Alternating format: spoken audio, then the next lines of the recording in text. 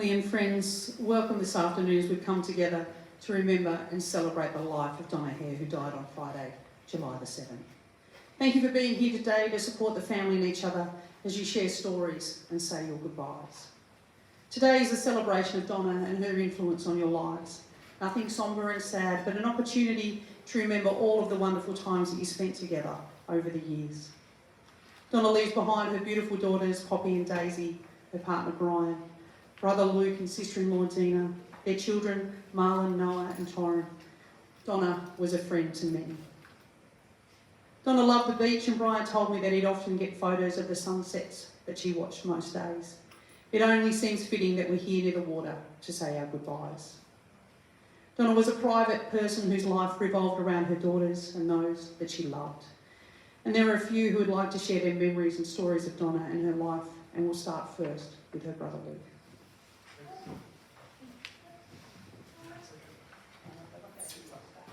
Can everyone hear me up the back there? Great stuff. Also, I'm Luke, Donna's brother, and I've been with Donna for all her life, so to speak. There's quite a few stories that I can tell about her, and I think there's a lot of interest there as well to find out a little bit more about her. Well, Donna had a very, very peculiar choice of boyfriends as she was growing up. I said stop. Donna would say stop, so I'm going to continue on. From I think her first major boyfriend, he was a rally driver and loved his cars, and they had dreams of opening up a car detail ship there in Toronto, where this guy lived. And the relationship lasted a couple of years, I have to say. We were all surprised. Mum and Dad were shocked to see this guy come in and with his hotted up Tirana, and Donna dragging this guy in tow. And we eventually got to know him, and Dad liked him. And even Donna did, which is surprising. But anyway, going a little bit further, with this relationship, she began to drive rally cars. And she got a rally driver's license a long time ago, and she was driving the classic Datsun 1800. And that was a rust bucket, but she loved it. And then the partnership drifted apart as they do. Petrol got more expensive, repairs to the car. She said, okay, see you later, mate. And then a few other guys came around, and she became a bikey girl for a while. This guy on the bike was a little bit of a different again, putting it kindly. And she went through a lot of relationships, and I think the last relationship that she had, or she's still having, is with Brian, and she found peace with Brian. And I have to say that's a great thing to have for Donna and also for Brian and the girls. There's a few other things as well. We grew up in Newcastle, little industry city, Newcastle, the Steel City as it was known, and still is called that.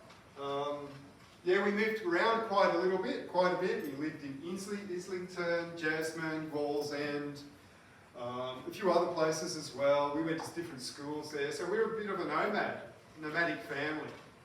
And we finally settled down in a place called Brightwaters at the Peninsula of Morrison, New South Wales and Lake Macquarie. God's country. Don't worry about the Queenslanders, they don't care. So we grew up there on the water. We had a great time growing up together. Swam.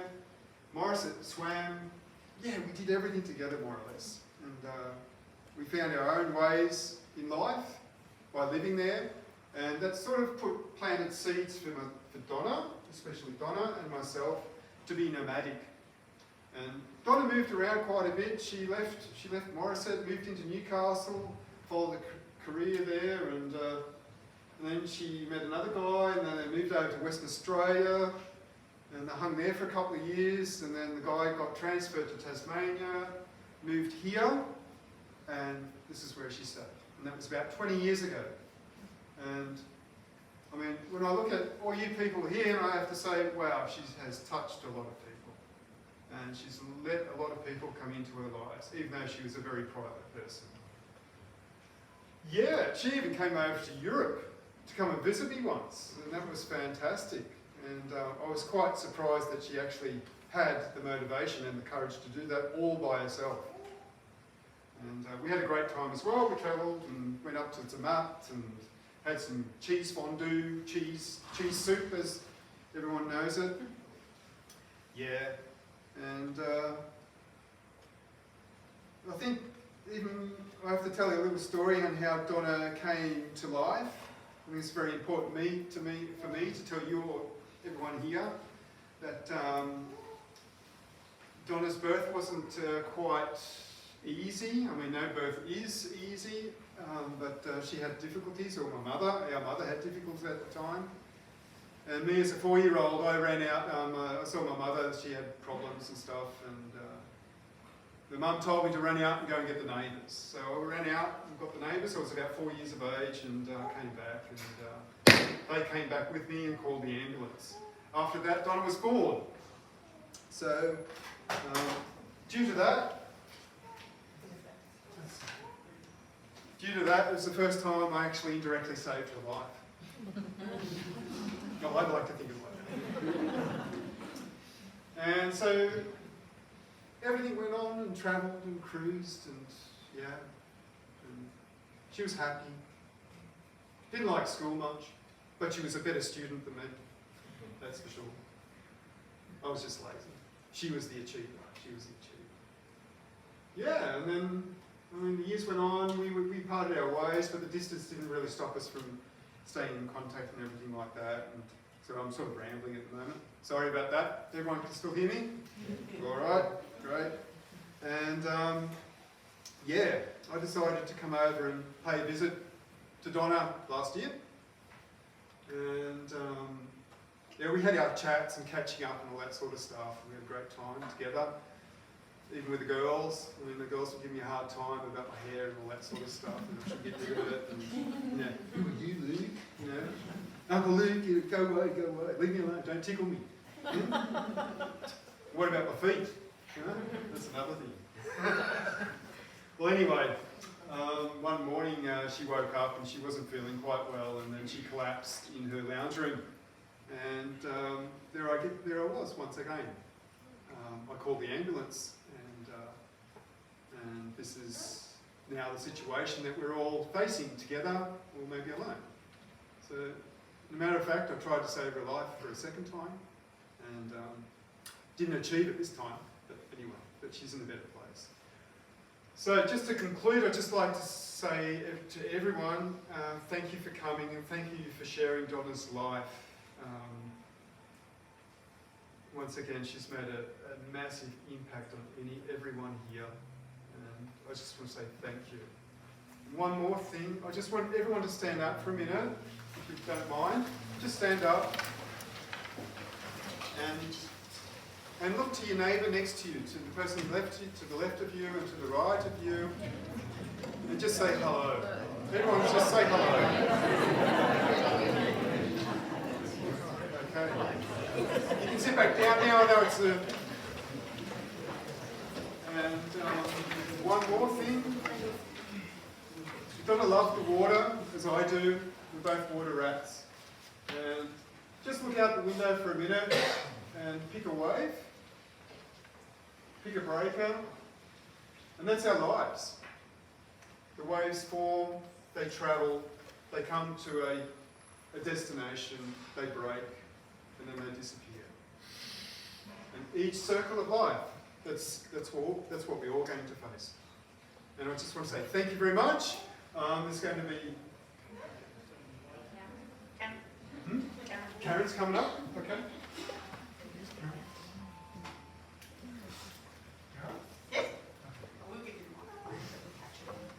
Thank you.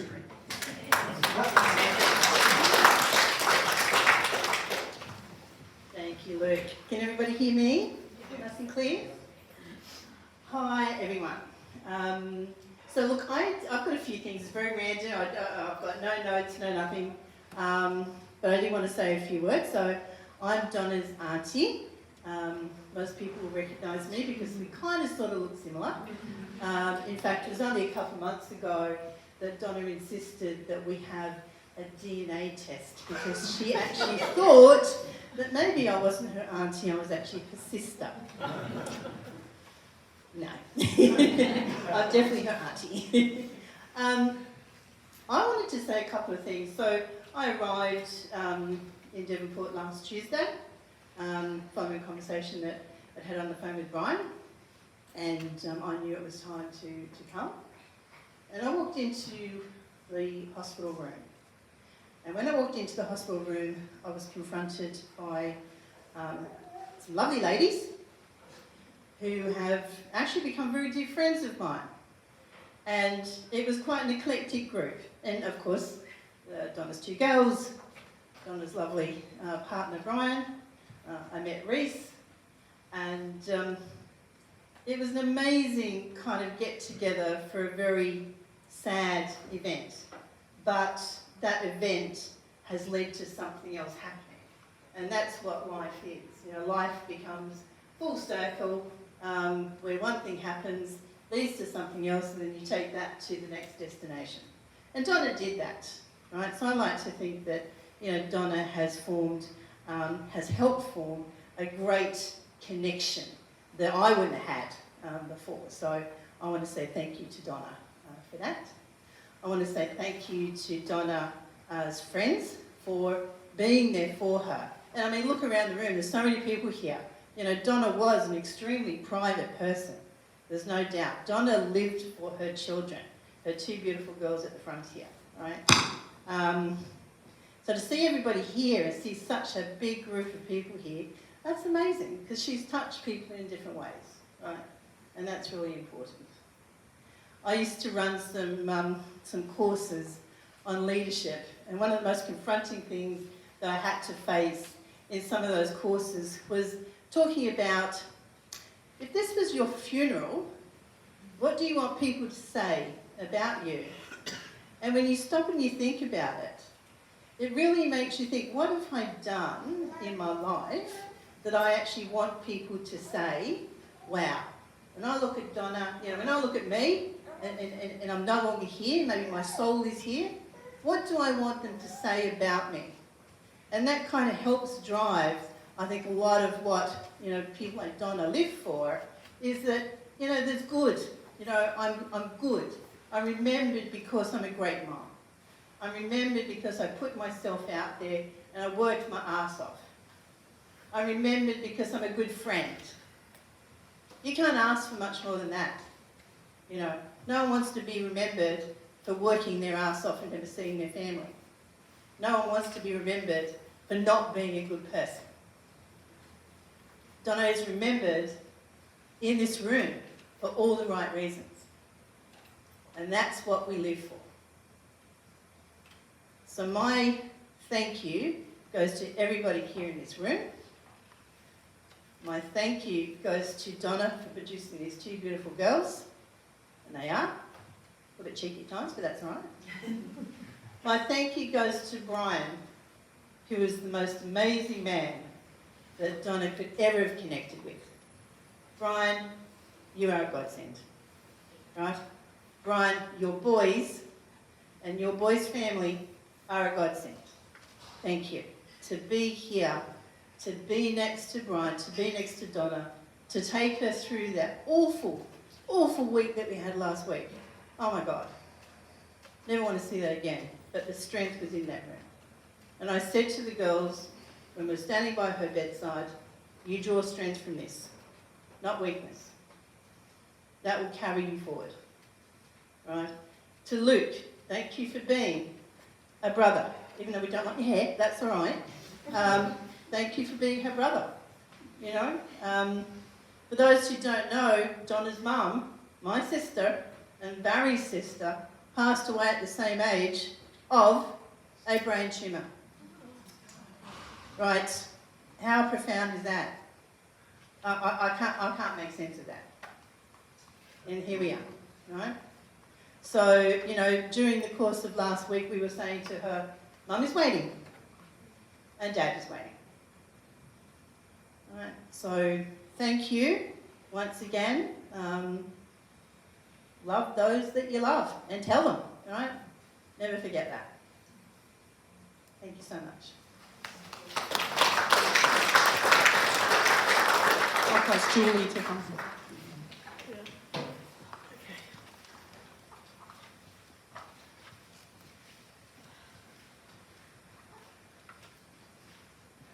I'm not as good as they are. I can't remember all those things, but I've actually put down my thoughts for Donna. How do you describe Donna in words? Donna had the ability to light up a room with a contagious smile. Arms were wide open to give you a hug. She was a caring, kind, compassionate, funny, witty, courageous, adventurous person, and was always thinking of other people. She loved both Poppy and Daisy, and was a true mama, having said that she was very proud and protected of them, but at the same time, Donna also gave them true times to discover their dreams. Donna so loved life. Unfortunately, when Boris arrived unannounced, it's the only person I ever knew who had a name for a brain. So Boris was that. So Boris arrived unannounced. Still, she met head on with she fought so hard. When Donna was transferred to Latrobe Hospital, we just sat and talked. At times we cried many tears, laughed at silly things we did to solve the problems of the world.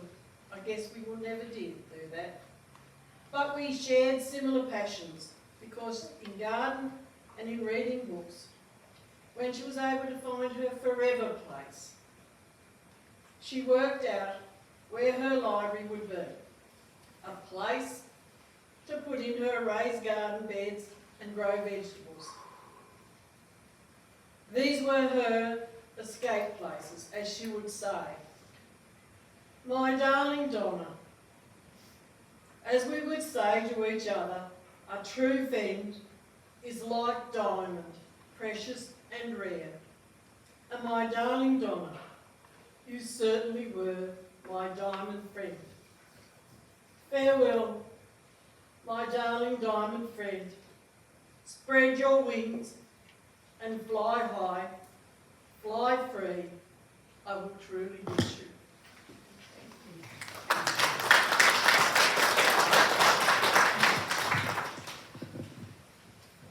As we watch the images of Donna and her life that the family have chosen to share, I hope that these memories remind you of times that you've spent together over the years and also make you smile. And if anyone would like to share a story about Donna and her influence in your life, you're welcome to do so after the photos.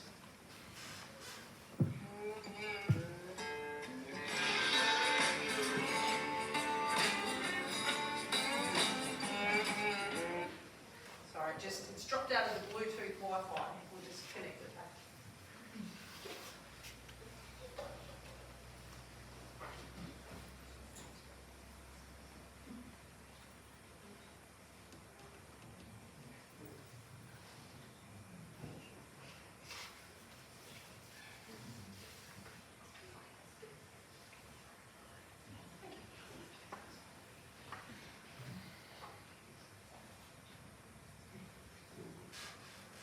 Best laid plans, eh?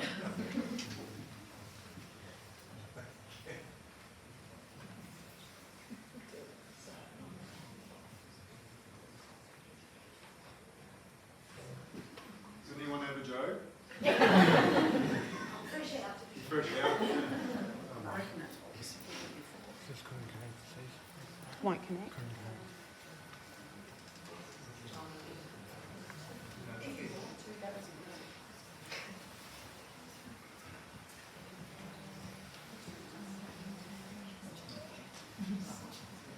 Say something. All right.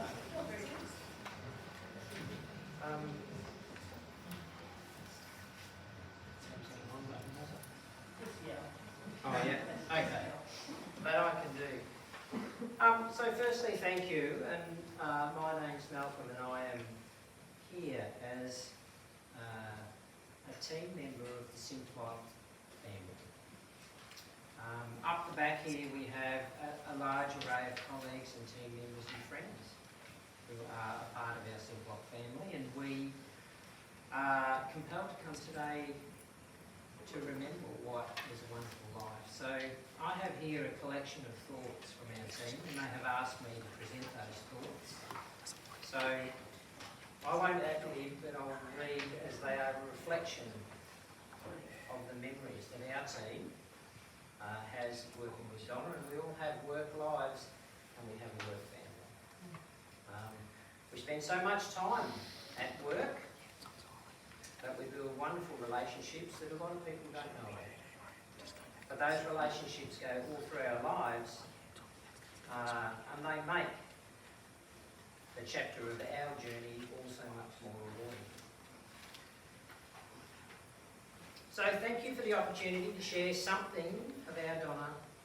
We knew and loved at Simplot, and we wanted to convey to her family and her friends our deepest sympathies to you all.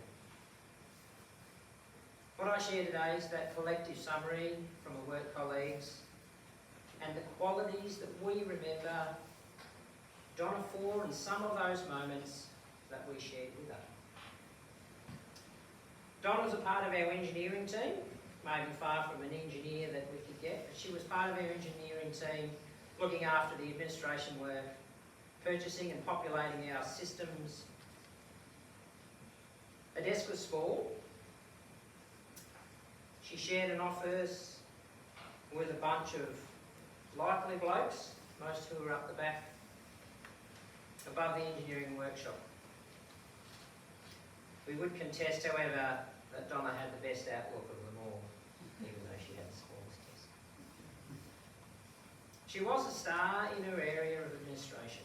Her attention to detail, her thoroughness, really quite scary.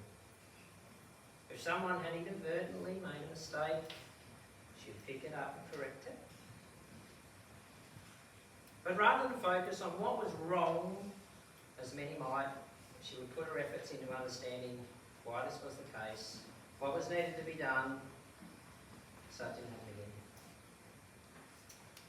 She's a problem solver, and she had a gift to engage others on solutions rather than pointing her finger at the problem.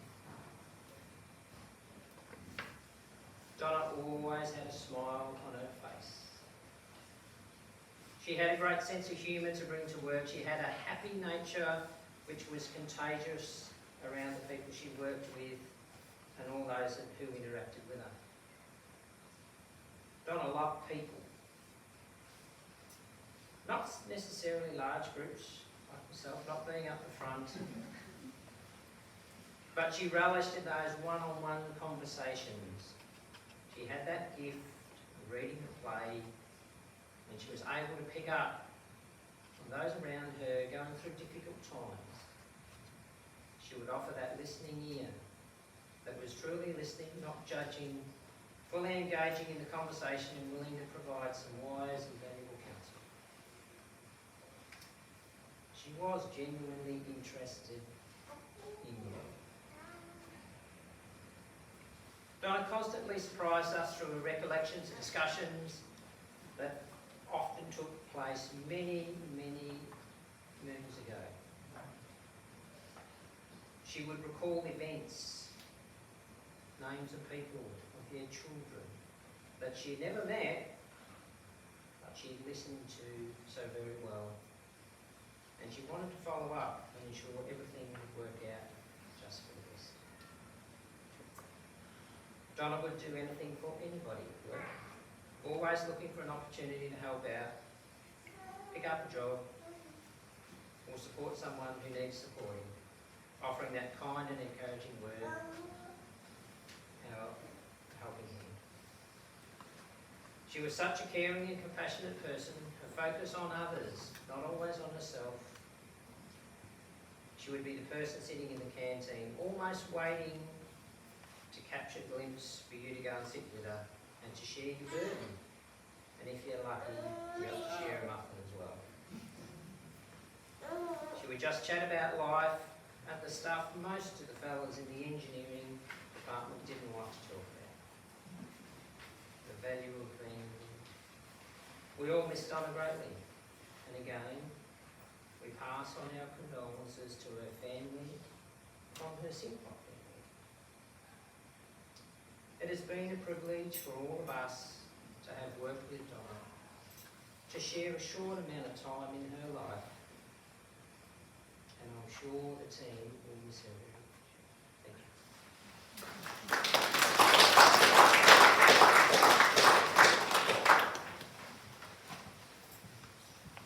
Back to where we were.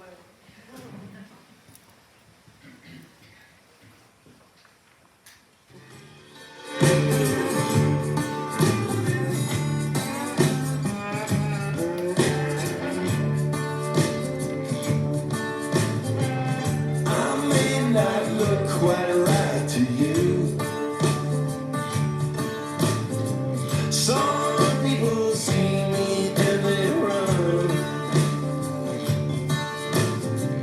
Maybe I could use some surgery, but I got my place in the sun.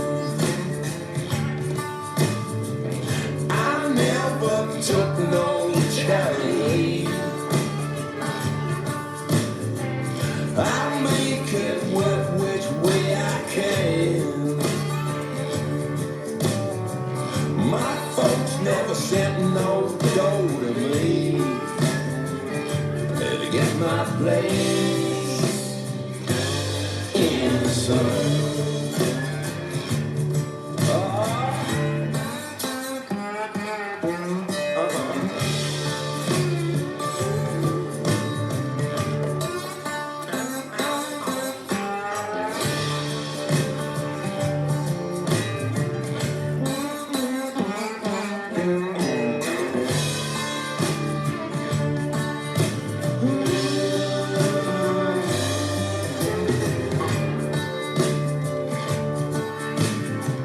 I never took me much from school. Some people even say I'm dumb, but I did not need university to get my place in the sun. I never had much luxury. I'm lucky if my water runs, but there's no other place they'll let me be. I'm in my place in the sun. I got my own place in the sun. I got my place in the sun.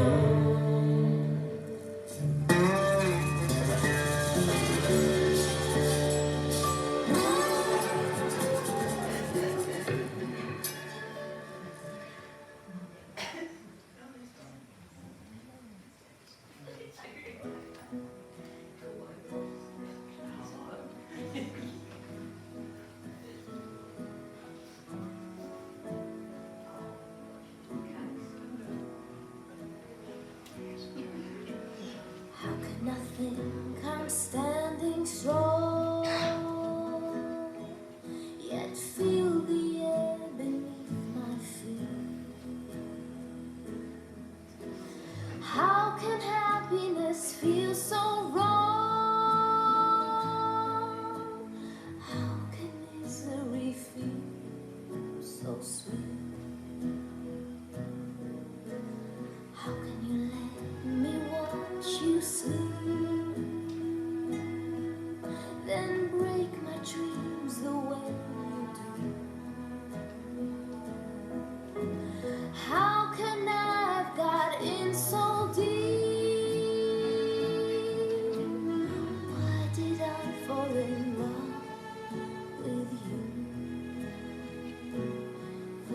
the closest thing to crazy I have ever been. Feeling 22, acting 17. This is the nearest thing to crazy I have ever known. I was never crazy on my own, and now I know that there's a link between the two. Being close to craziness and being close to you.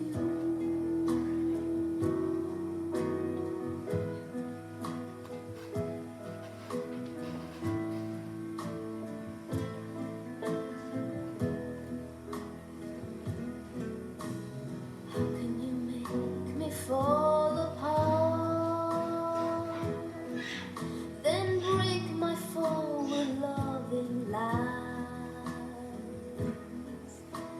It's so easy to break a heart. It's so easy to close your eyes. How can you treat me like a child? Yet like a child I yearn for you.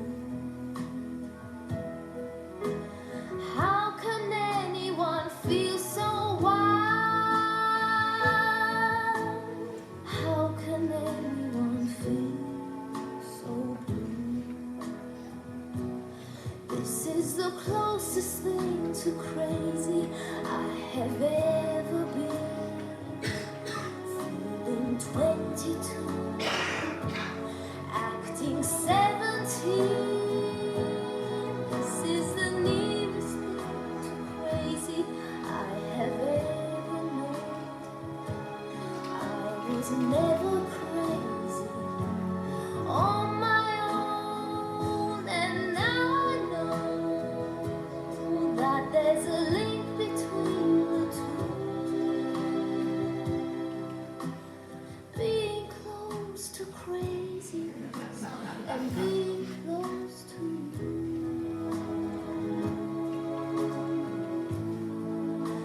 And being close to you. And being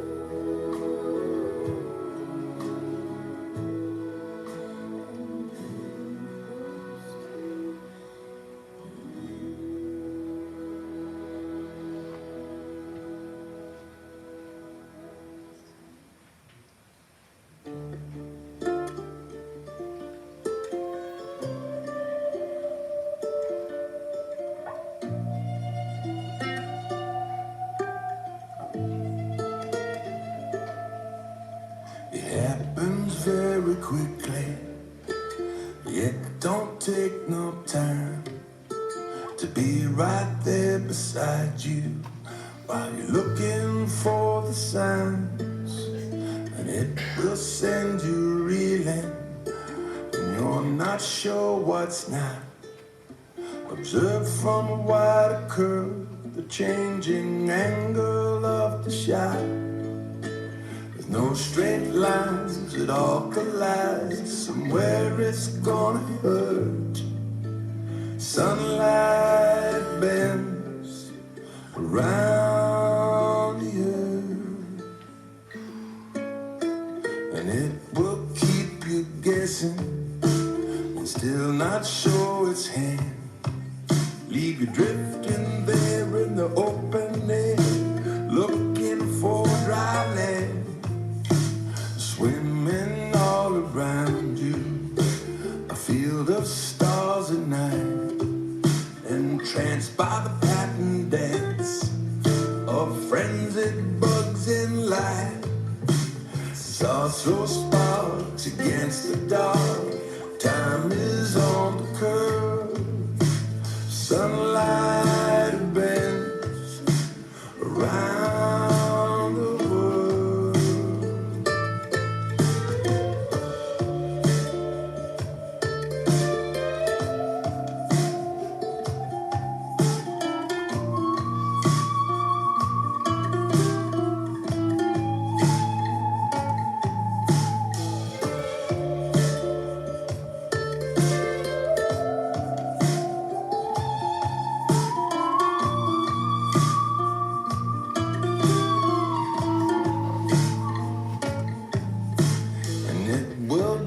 persistent, get right under your skin, like curtains drawn in the early morn, but the sunlight still gets in.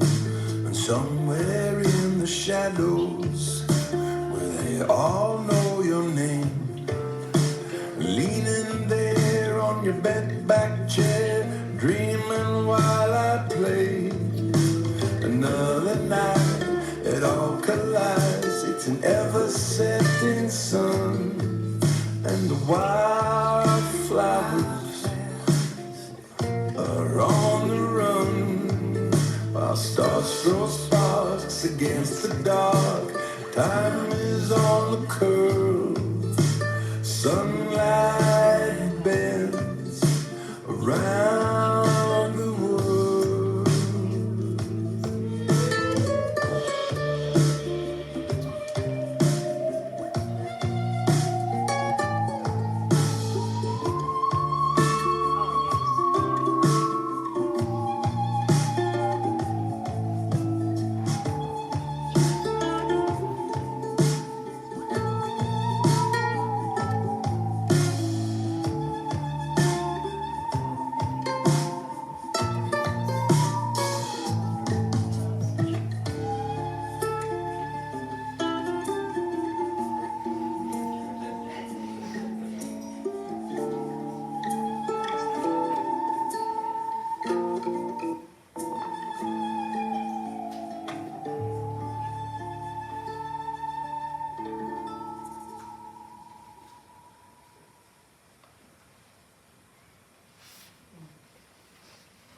Is there anyone else who'd like to come forward and share anything at this stage?